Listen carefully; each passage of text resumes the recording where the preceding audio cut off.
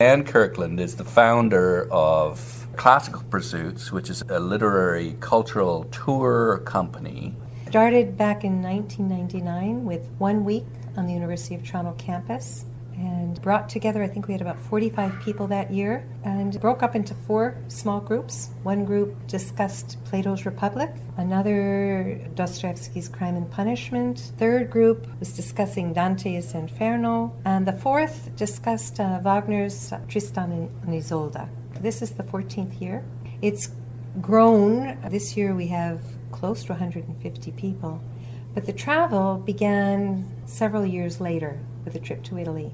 And I thought it was going to be a one-off trip.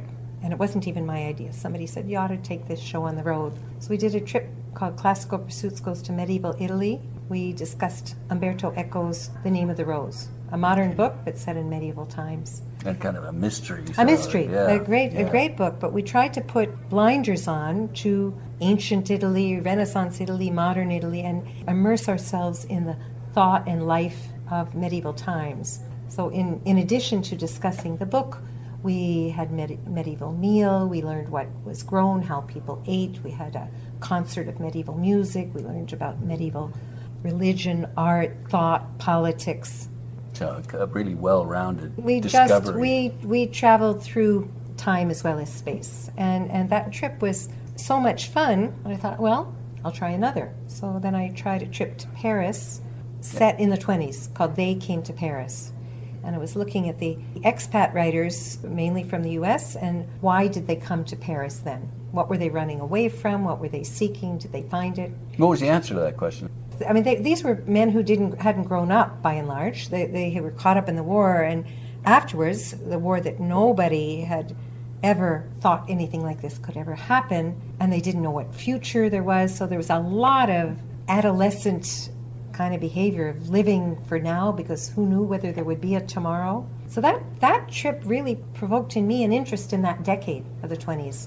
Okay. So we later did a trip to New York, the Algonquin Round Table, and all those people who came together every day at lunch, and they needed one another. They needed the comfort of one another's company, and we did a trip to the south of Spain, to Andalusia, and Lorca, and De Falla. You have reading lists for each one of these trips. That's right. That the participants read in advance. That's right. So we're really trying to put ourselves in that time and place and experience the world through the eyes and ears and feelings of those who created the works then. What is it about literary tourism that is so appealing? Well, I think it enriches both the reading of a book and the experience of a place. Something that you don't get doing either one alone. So being in a place where a book is set, walking those streets, being in the parks, looking up at stairways, it helps you inhabit the book in ways you can't do when you're reading it at home. Wouldn't it sometimes conflict with the imaginary staircase that you have? There's that interplay as well, I guess. That could be the case. It's like seeing the movie of something. Could be if you've read something so many times and you know how it is, and then you go, oh, that's not it. But I guess also the fact that you're in the place that may have inspired the author. Yeah, we try to bring in as many other experiences to help us be part of that time and place. So, depending on the age of the author, I mean, if we're reading something, say, by Flannery O'Connor, she's no longer living, but she could well be living. And so we can talk to people who knew her. We can hear what she was like as a young girl. We can visit her home. And obviously, if we're reading the Aeneid or the Odyssey, it's a whole different story. But still... I mean, you could bring in academics. Whatever we can find. I mean, sometimes it's academics. We also try to learn something about a place. One of the hardest places I had to give us more of a feel of the place than the book was East Germany. We were in East Germany last June, and we read Günter Grass's Crab Walk, a wonderful novel. We read something by Nietzsche, and we read Faust, Part 1 by Goethe. I was very interested in having people from East Germany who had lived through the Nazi era, the communist era, and the present era, to talk to us about their lives and how the world had changed and their worldview had changed over time. And it was hard to find people of that age for a couple reasons. The practical one was most people of that age didn't speak English. They spoke German and their second language was Russian. Another important reason was they were very reluctant. Their whole upbringing had been one of not talking to strangers. Because they might get in trouble. They might get in trouble. We were able to talk to people of a younger generation who were able to reflect on their parents. And so we were getting that kind of secondhand, which was interesting because they would talk about how their parents were silent and there was no talking, and how hard it was for the younger people to find out anything about their lives, their history, and so forth. Other places, people are eager to talk and eager to share their countries, the things they treasure, the things, even their foibles, their blemishes and warts. What defines a really good literary destination for you? Destination, there are practical things, to tell you the truth. It has to be rich in physical beauty or things of interest. It has to be manageable physically to get around easily. So just going back to that trip to Germany for a minute, we were in Dresden, Weimar, and Berlin. Dresden and Weimar were great because they're small. They're densely packed and it's easy to move around on foot. Berlin is a wildly fascinating city, but it is sprawling and spread out. And you take trams from place to place, and when we were there it was windy and cold and rainy, and just logistically it's harder to move about. Smaller places, some of them that work really well are places like Siena, Savannah, Santa Fe, or in a corner of a city. We've done a trip to Philadelphia, and it was called A More Perfect Union. So we were in the historic part of Philadelphia, and we could move about that part of town very easily. That became our city. I was in Salem a couple of weeks ago and visited the House of Seven Gables. And that, in comparison to, I went through a Edgar Allan Poe house a couple of months prior to that. And it was the guide.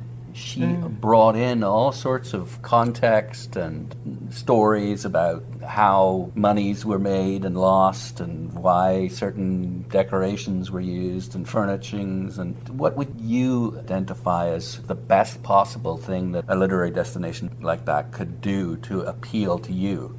The destination has to have all kinds of resources available. It has to have the right kind of accommodation, the right kind of transportation, has to have access to behind the scenes things, because we really try to stay away from or minimize the conventional tourist activity, has to not get in our way, and even better, be able to help us find things. You may not know about this. Let me make this introduction. Let me put this in place for you. And the guides, the people we meet, they're critical too. We've had just absolutely wonderful guides. People who know the place and they love it. They know their history, they've grown up there, and they also are not afraid of showing you the warts and blemishes and making fun of themselves and the truth. Exactly. Yeah. They're not the Chamber of Commerce. Let's take an example close by, Kingston, Ontario. An important Canadian poet, Archibald Lampman, lived there for a while. So they know where he lived. So what? You know, there's the house. What can they do to get you excited about going there? Yeah, it's true. I mean, I don't generally have an interest in going and saying, oh, there's Dickens' razor. But for instance, when we were in Savannah, we went to Flannery O'Connor's childhood home, and then we went to the farm where she lived her later years.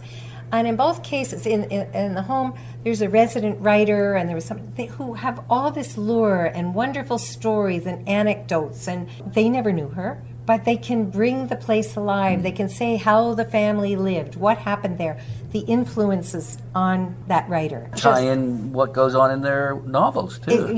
Tying it in. Yes, this is the place where this happened. Same thing when we went to the farm. We happened to have a woman who was in Flannery O'Connor's reading group on the porch. But there were other people. There was a professor who came, who could just tell us things we're not going to find in the biography we could pick up off the shelf. Insider info. Yeah, and done with not an apologist for the author, but somebody who really thinks this is important. Final question, why should somebody take a Classical Pursuits tour? Couple reasons. One, I think with great literature, for me, and as I've experienced with others, there is so much more to be gained from a poem, a novel, a story by discussing it with other people than reading it alone. You can read and reread, and if you come with an open mind and a good ability to listen, Using a technique that you use. yeah, it's called shared inquiry, your reading experience will be deeply enriched. You will just gain other points of view. You may or may not change your own, but you will see things and understand things you never did on your own. That's been my experience. That's why I love doing it. And then to add to that, being in the place where it's set, that adds a whole nother layer of meaning to the literature and also the place. I mean, people will say, oh, I've been to Paris 6 or 7 times. Most of these people are pretty well traveled. But I never saw it that way. I never had that experience. This has opened my eyes to a new way of seeing New York, Paris, London, wherever. Sometimes there are exotic destinations where people have never been, but even if it's your own city, even if it's here in Toronto, if you're, say, reading and discussing in Skin of the Lion, you will walk through that book and you'll see Toronto in a different way. What's coming up? Oh, coming up quickly is a trip on the Camino in Spain in October, and we're doing short readings that all have a pilgrimage theme, some of them directly related to the Camino de Santiago, but others not, like T.S. Eliot's Journey of the Magi. Immediately following on that is a trip to Vietnam and Cambodia, and one of the books we'll be discussing there is Vincent Lam's new book, Headmaster's Wager. Then next year we're going to Turkey, to England, to Dorset for Thomas Hardy, to Paris, La Belle Époque, 19th century, Chicago. Oh, we're doing a Civil War trip to Richmond, Virginia. It's a pretty full calendar. Full calendar. And how do people get a hold of you? ClassicalPursuits.com. It's easy. Great. Well, thanks so much for your time. Thanks, Nigel. I've been speaking with Anne Kirkland, who's the founder of Classical Pursuits, a literary cultural tour company.